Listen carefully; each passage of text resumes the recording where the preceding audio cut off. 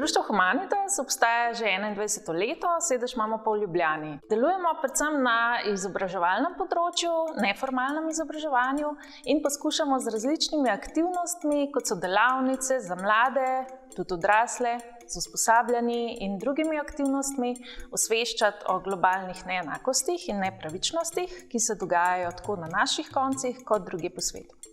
Vsako leto, že od leta 2015 naprej, organiziramo nacionalno konferenco globalnega učenja, s katero želimo globalno učenje širiti še bolj med učitelji in učiteljicami in drugimi zainteresiranimi. Od leta 2018 pa vodimo tudi klub učiteljic in učiteljev globalnega učenja, kjer poskušamo omogočati en tak neformalni prostor, kjer se med seboj povezujejo tisti, ki jih globalno učenje zanima in si izmenjujejo različne izkušnje, mi pa pripravljamo tudi različna gradiva, ki jih lahko potem vključijo v svoje delo.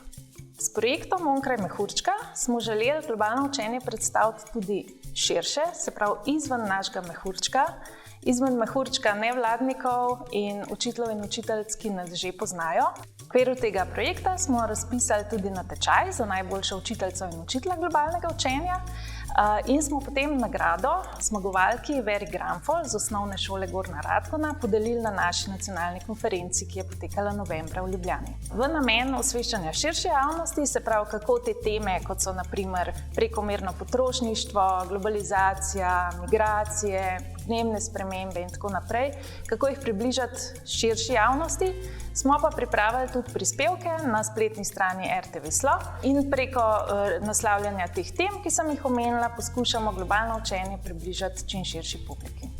Na Društvu Humanitas želimo z globalnim učenjem predvsem mlade, pa tudi druge, v bistvu spodbuditi k razmisleku o globalnih izzivih, ki sem jih prej naštela, in jih spodbuditi, da se tudi sami aktivno vključijo v delovanje družbe in s svojimi koraki, majhnimi koraki ali pa tudi večjimi prispevajo k pozitivnim spremembam v družbi.